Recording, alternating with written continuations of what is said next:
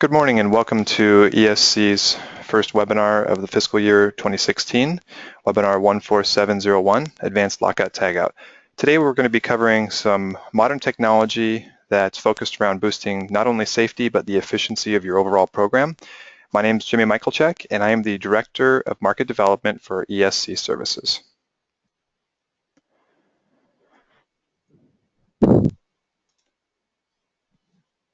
We're going to allow for some time here at the end to have questions. And so if you do have some questions, please save those for the end. And we will get some dialogue going and answer those questions real time. So before we get started, I'd like to cover some of the framework for what lockout is and what it isn't. So lockout itself, which we'll cover in the next slide, is really there for ensuring people's safety. It is not always the most efficient process, but it will get the process done.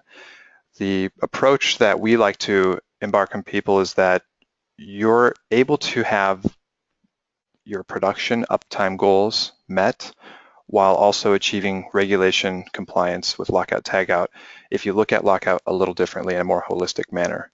And so our goal is balancing that safety with production.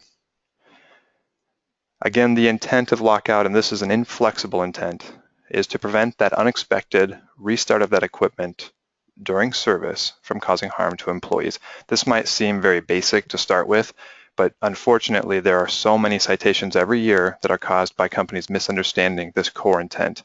And so if you start here and you truly understand this, all of the hundreds of letters of interpretation, the directives, even the Supreme Court ruling are unwavering and they back this up.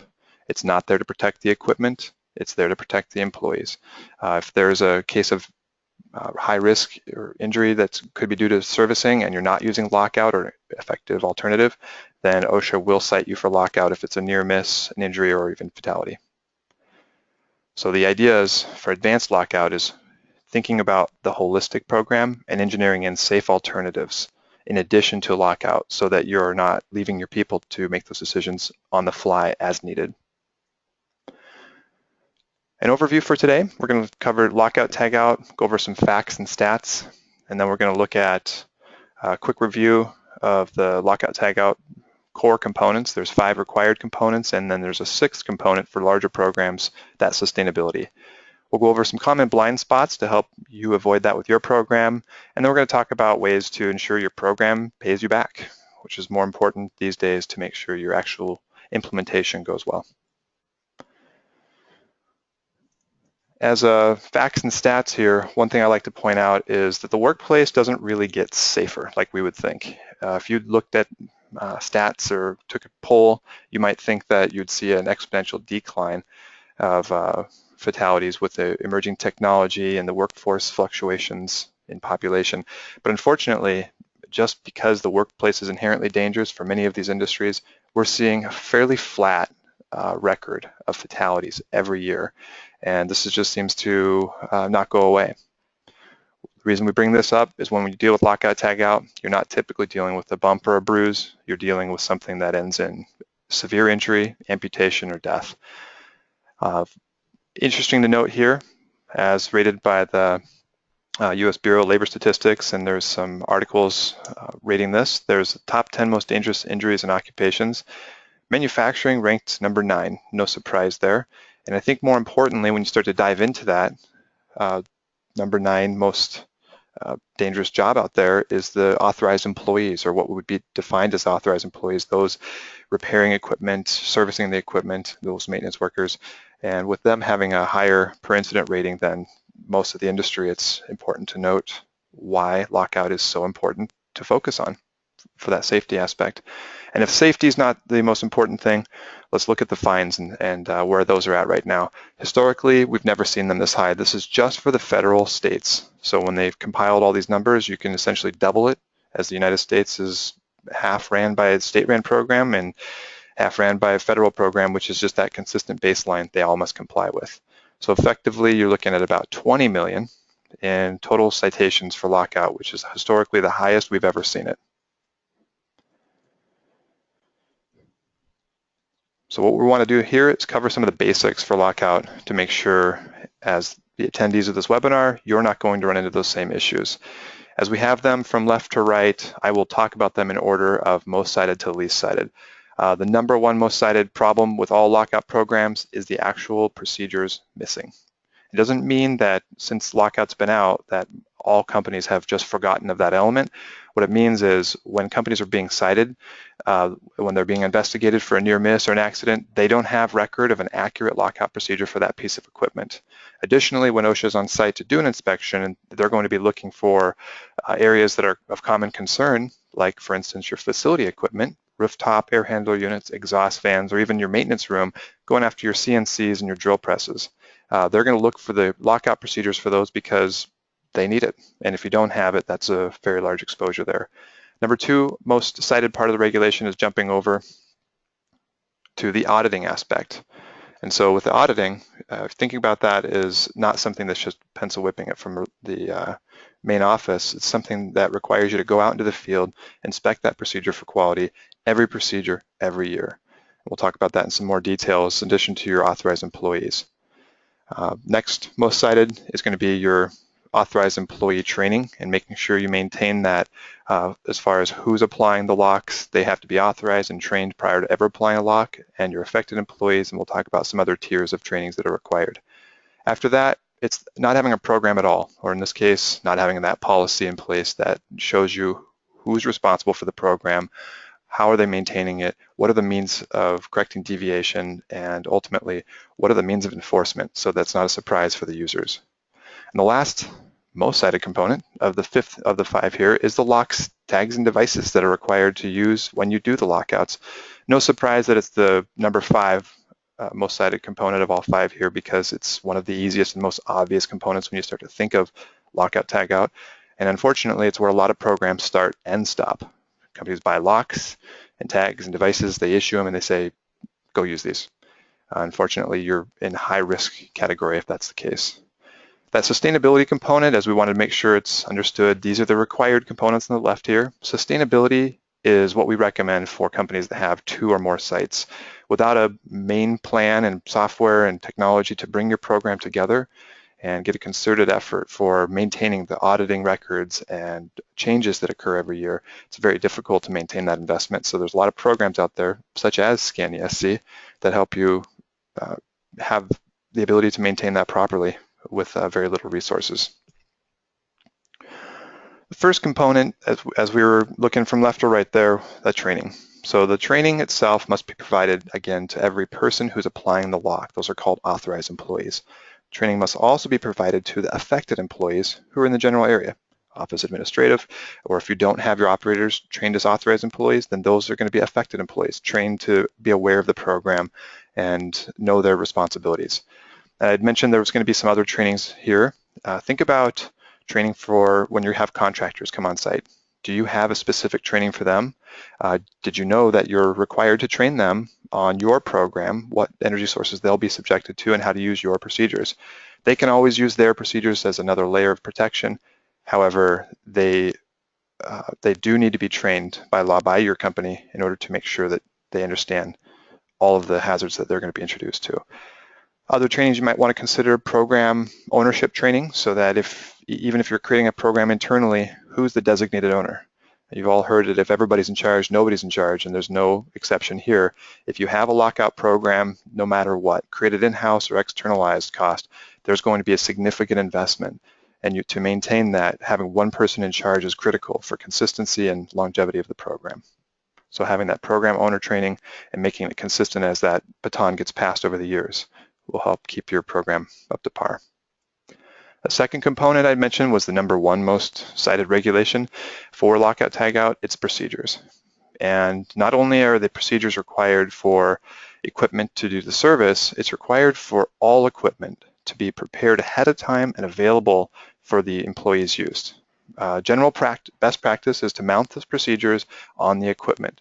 Also, best practice is to have graphical procedures that are pictogram based and high resolution picture enhanced, so that you can show the employees when they're going to do the service where those isolation points are, so they can quickly lock it out.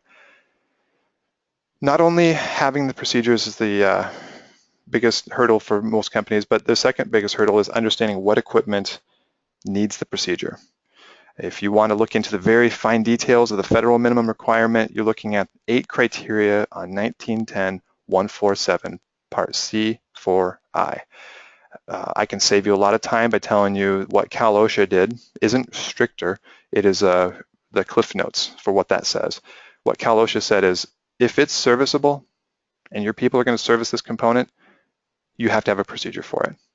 And so what the 8 criteria say is, if it has a single point of energy with no stored energy, if it's readily accessible by the employee, if it has many of the components that are necessary for making that an obvious lockout in place, and it meets all 8 criteria, which the last one's going to be a wild card, and we'll go over that, that's when you can have that exemption. It's very difficult to find, and if you make the assumption that 99% of all your equipment need a procedure, that'll save you a lot of time in trying to walk through each piece of equipment through those 8 criteria. When I'd mentioned graphical as best practice, here's why. The obvious. Which one would you rather follow on a daily basis or in an emergency? If you have a piece of equipment that needs to be brought down quickly into a safe state and you have a graphical procedure mounted there or a text-based procedure available somewhere, which one's more likely to be followed correctly and quickly? And that's obvious. That's why the graphical form is the industry best practice today. Those 8 criteria I was talking about, we're not going to read over these, but I will include this in the PowerPoint that will be available for download online as well as in this recording. Again, you can see some of the circular logic. We'll go over the first 3. Machine has no equipment, or the machine or equipment has no potential for stored or residual energy. Machine or equipment has single energy source, which can be readily identified and isolated. Locking out will completely de-energize. And again, just looking over here, some of the circular redundant requirement. The last one is saying that if all the 7 are met, but if you think about the 8th is if there's ever been a history of an accident involving unexpected activation or re-energization of that machine, essentially if somebody got hurt on it because of lockout, tagout related activity, then now you have to have a procedure for it, even if it was exempt before. And so that's why I said if it's serviceable, it needs a procedure. Good examples like you're seeing in the pictures here that are often overlooked, very simple exhaust fans. They have electrical, and that secondary source is that stored energy potential of kinetic energy or moving parts. Air compressors. Think of your facility equipment from band saws, drill press, table saws, all of the kinetic energy as a residual secondary energy in addition to the main lockout point might not be obvious anyway. So it doesn't meet as far as the residual energy or reaccumulation, that first criteria. Pumps have the inlet and outlet for the product as well as electrical. A lot of qualifications here in industrial laundry, to name a few. Auditing. Now this is a critical component not to be looked at with reluctant acceptance of saying we have to do the auditing, therefore we will do auditing. Think of it as your way to maintain your program as a safety net to preserve your investment. Now your opportunity to do an audit every year can come with an extreme burden if you don't have those technologies in place like we were talking about to make it easy and streamlined, but do know your requirements here.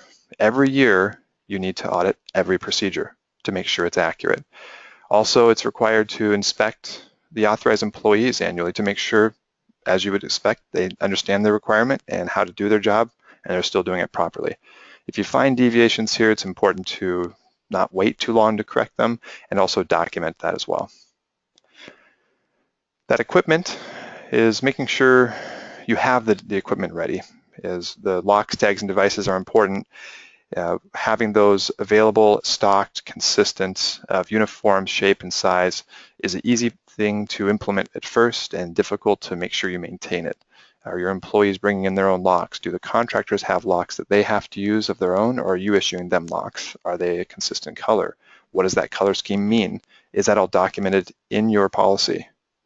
And that's that policy that we're going to be talking about now.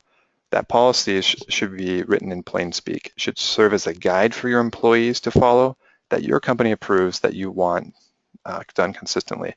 That policy helps prevent the misunderstandings and miscommunication between management and employees of what management truly wants and what the employees actually do on the floor.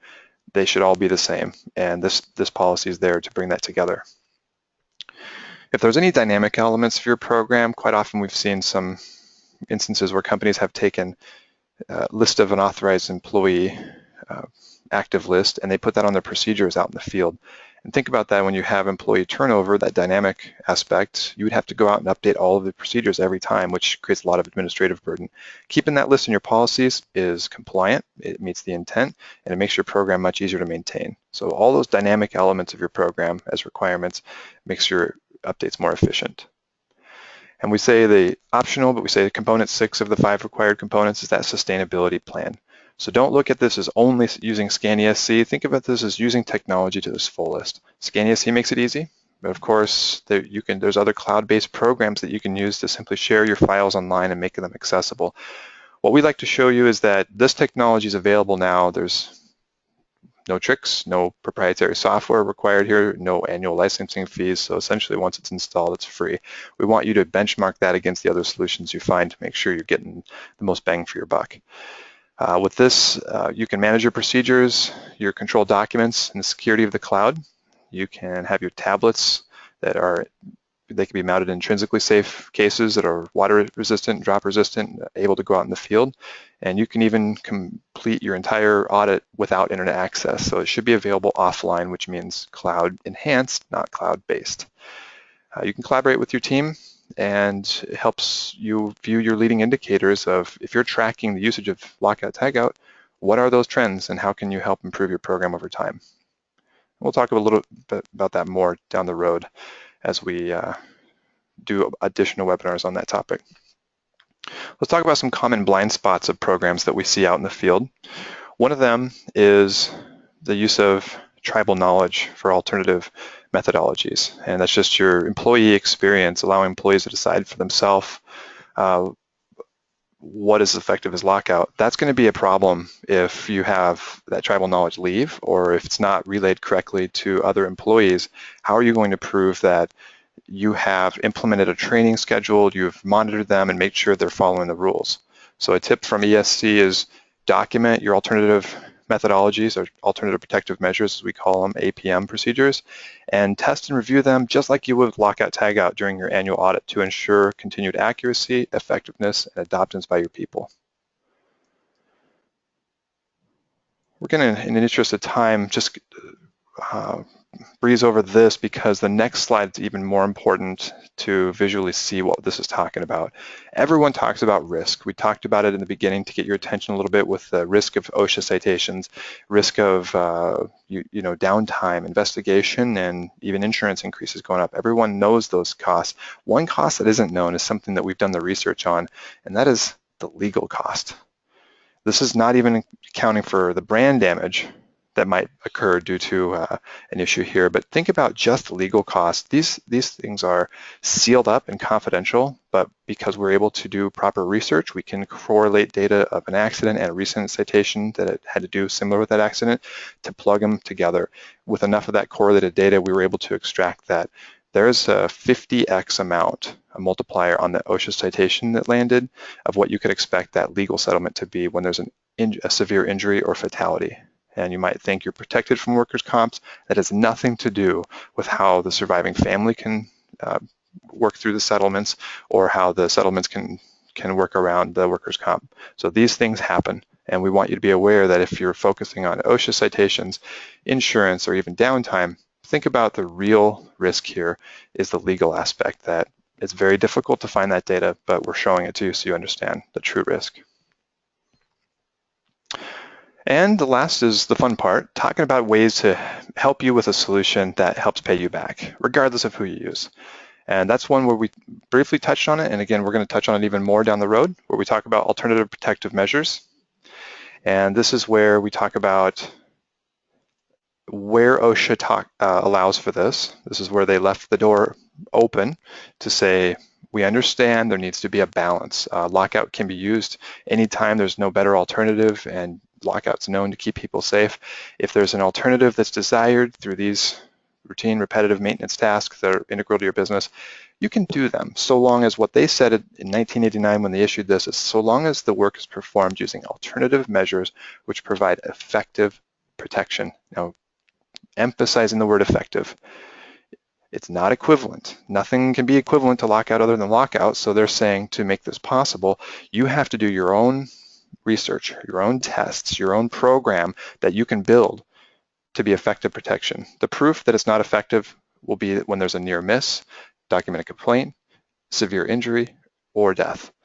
You will not be able to prove that it provided effective protection if there's an injury related to that. So you want to think about that as the goal is not to just find the efficient path, but one that will not fail.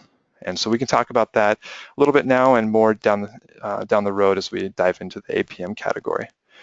One word of caution is that what isn't allowed, and restating it, is any increased risk, perceived or real, to the employee by using these APMs. So a lot of times when they say there's a qualification step, it has to be minor, routine, or integral to your process, then you can use APMs. It almost implies that you want to reserve APMs simply for when you're qualified to do so, and when you are qualified, then you can use an APM because it's an increased risk. It's just not true.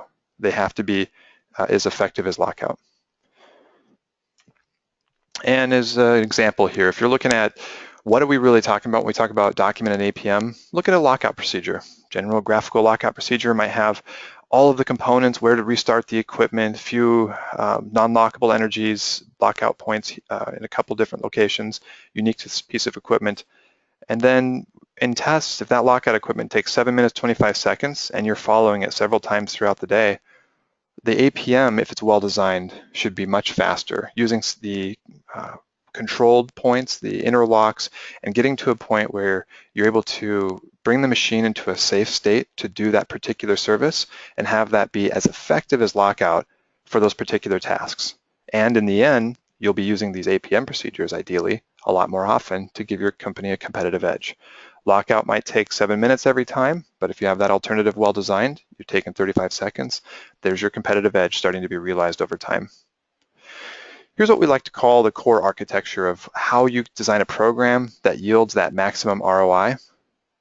And it's something that you can do on your own, or you can outsource it to a company like ESC Services to help you initiate so that you can own that program more quickly.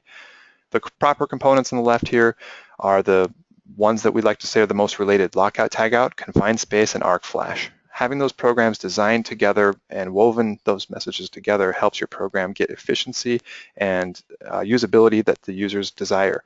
A good example is if they're going to enter a large electrical panel that has multiple sources and you've designed a lockout procedure for their panel, and it's big enough to enter and it's a confined space, and there's a arc flash requirement there, then you've got one procedure that has all those components woven together, and you're not relying on that user to go out and try to find all the data and remember their training from each of those siloed components. After you have the proper components in place, it's designing the effective alternatives there that help your program help your users stay safe and help your program stay efficient. Standard operating procedures, also well known in the industry for many purposes, from making sure that the machine changeovers are done correctly, cleaning and unjamming is done consistently. But a subset of a standard operating procedure, which has and deserves its own name, is that alternative protective measure procedure. And that's the one that goes head to head with Lockout Tagout and effectively engineers it out as a well-designed sequential step process that gives you the effective alternative that's as safe as Lockout Tagout for those particular tasks. What happens if your machine doesn't have those controls that I'd mentioned? What happens if it doesn't have interlock guarding or it's not up to standard?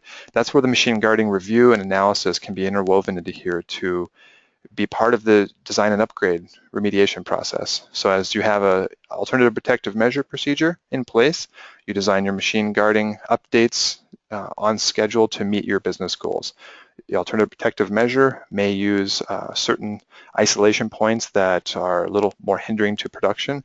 As you start to upgrade your interlocks, as a good example, you can then cut the time it takes to do that alternative protective measure. Once those alternatives are starting to be put in place and maturing, you think about your sustainability plan as you start to spiral around here. And with the sustainability plan, it's important to have the technology like ScanESC in place so that you can maintain your program efficiently, site to site, and also your people empowered to own the program and help police it so that it's not just one person's responsibility. The partner is something that shouldn't be relied on, but it should be available. Who you choose to help you with your program is important, because when you need that help, it's somebody you can go to for consistency. You have the pricing figured out ahead of time, and you might need those surges if you're doing a major change, expansion in your facility, or you've acquired another business or have been acquired and need to revamp your program quickly.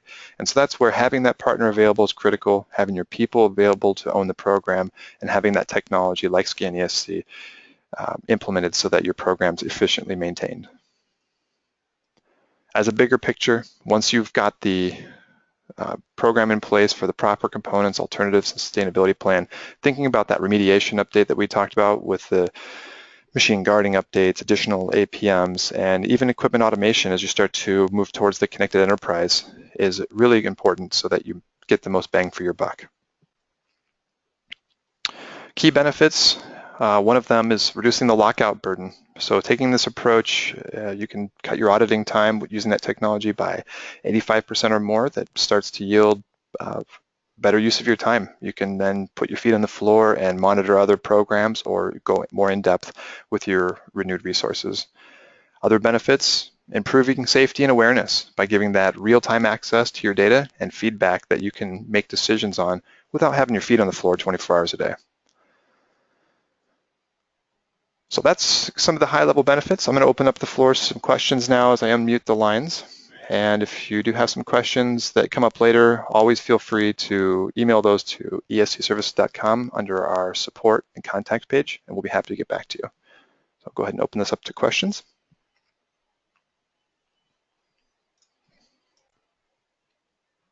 When you're looking at your annual audit requirements, do you have to audit every authorized employee every year, or do you have to on every piece of equipment they're exposed to, just one piece of equipment? How does that work? That's a good question. So more detail on that annual audit requirement. So what OSHA is looking for is, again, every procedure every year, so that one's fairly clear. What they want to see is that you're making sure that procedure is accurate. It doesn't mean that you have to lock it out right there. It means that you're walking up, you're physically at the equipment and looking at it to make sure nothing's changed and refreshing that for a year. As far as the people goes, more directly to your question, what they want to see is that you're auditing the people in such a way that you're confident that you could defend yourself if should you be questioned by an inspector, or unfortunately if you're in court trying to prove that you've done everything you could to prove that that annual audit was looking for ways to prove that person understood their rules, responsibilities, and how to follow them. And if you're not doing enough, it's going to be very difficult to defend yourself in the case of an accident, employee complaint, or unfortunately, worst is the fatality aspect. And so as best practice is make sure you document who did the audit of the authorized employee, who was the authorized employee audited, what machine was audited at that time, so that you're building the case that you actually went on the floor, walked them through this, and they proved certain consistent aspects of the program, when to implement the procedure, how to implement the procedure. If you have APMs as part of your program, that you include that as part of your audit. And overall, just think of the big picture. You want to make sure they understand how to use the program properly so that they don't run into that problem of getting an injury or fatality that leads you to having to defend yourself. That's a good question. I heard somebody else talking. Was there another question in the beginning there? Yes, Jimmy. We had a question come in through the website. It said, what if we have service electrical components on our equipment and they must be live to do the work properly? Okay, that's also a good question, very common question, where to restate this again, if we have a piece of equipment, whether it's the electrical components or it's the equipment itself that must be somewhat partially energized or fully energized to perform the service, a lot of times people gasp and say, you can't do that. Everything has to be locked out to do service. And well, the reality is that's just not true. What OSHA wants to see is the equipment is locked out to do the service if unexpected restart could cause harm to the person. And so when you start to say, well, how do we take out some of those elements? With a properly designed APM procedure, you take out the unexpected restart part of the problem. And if they're following this APM procedure for that consistent task, then you know that they're doing it in a way that's been approved by the company, it's been tested, and it's designed in a way to be redundantly fail-safe. As a good example is you're using interlocks that are well installed and tested. control points in combination and verifying through those control points that everything worked before doing that limited service task. So with that APM, they're not able to do everything on the equipment. They're just able to do that one routine task, for instance, unjamming, diagnostic work, or in this case, if it's a routine and common service for an electrical component that needs to be completed live, design in a way that keeps those people safe. What arc flash gear are they going to have to wear for electrical protection, for verification? Where are they servicing? How can this be done to prove to OSHA, if your question, that you've established as effective level of safety as Lockout for that particular task? And sometimes it's very difficult and you might have to modify the machine, but other times, and most often, you can design the procedure with the proper steps, PPE involved, tools, and control points to be utilized to establish that effective level of safety. Hopefully I answered that user's question. If there's other questions, we have a couple minutes here to take those. Hey, Jimmy, a couple questions that always come up over here by us that we've never really gotten a clear answer on is that when it comes to the actual procedures themselves, you had mentioned the type of equipment that needs procedures and the 8 criteria. When it comes down to like cord and plug equipment, portable air compressors, drills, things like that, can you explain a little bit more about the need of a procedure there? Do those need a procedure? And then back to your example of the exhaust fan, if I have 20 or 30 exhaust fans on the roof, can I have one procedure that covers all of those exhaust fans, or do they each need to have their own individual procedure? All right, so this is an excellent question, very common question we hear as well, and it really hits to that procedure part of when this applies out there, what does that mean for our company? What do we really have to do now? Because in a lot of cases, if a company has 1,000 serviceable machines out there, they might have interpreted the regulation inaccurately early on and only created a handful, maybe 20 or 30 different styles of procedures thinking they're covered for those groups and maybe one general procedure for everything. That's just not true. We're looking for machine-specific procedures now, and this is why it's such the hot topic for OSHA as part of their citation list. So let me eliminate the cord and plug myth right now, and that's exactly what it is. The 8 criteria are required to pass for every piece of equipment in order for it to be exempt. Cord and plug has nothing to do with whether or not it needs a procedure or not. There is terminology in the regulation that talks about cord and plug, but that has nothing to do with whether or not it needs a lockout tagout procedure to be pre-written. That has to do with whether or not you need to use the procedure during the service. So as an example, let's talk about the easy equipment on the fringe of what companies are most likely non-compliant with, a drill press, okay? A small drill press at that. It has kinetic energy potential. Maybe it's belt driven at the top, maybe a 6-foot tall drill press, nothing too large, but most of the time people would say it's cord and plug, it's exempt, and it's just not. With that kinetic energy, that counts as residual as a secondary source. It doesn't meet the first exemption as well as a few others. And it needs to have that procedure pre-created for it. Without that procedure, if you're willfully in violation, there's up to $70,000 per missing procedure for the facility. Now think about how much that drill press costs and think about how much that fine costs. It's really, really in your best interest to pre-create those procedures and not start to walk that fine line. So cord and plug myth hopefully is shattered here. You have to go through this 8 criteria and apply that. Now as far as grouping procedures, you had mentioned exhaust fans. Let's talk about a real painful scenario. Let's say you have a rooftop on a newer building and all the exhaust fans were installed with the same orientation in the same way, and they all have local disconnects. They aren't remotely located in a motor control center. So this is one that's very tempting to create one procedure for all of them because they all look the same. And it's just so ridiculous to think, why would I have an individual procedure for, let's say, 30 or 40 exhaust fans here when one procedure clearly tells me how to lock it out and it would apply logically to all of these. You can do it for those, you wouldn't want to because of this. On a newer building, everything might be the same, but what about 10 years into the future when some of those exhaust fans are replaced with different models, orientation changes, maybe some of the electrical components were taken down to a motor control center for reliability. Things change over time. And if you don't have an individual file for each of those exhaust fans, it's very difficult to maintain that group. You've also increased your audit burden because you have to go through the group and make sure nothing in the group has changed. And the likeliness of that getting done is very low. So can and should industry best practice, one file for every machine that's serviceable out there, period. The one exception we do recommend, though, for advantages that don't yield any additional burden or risk is when you have portable equipment.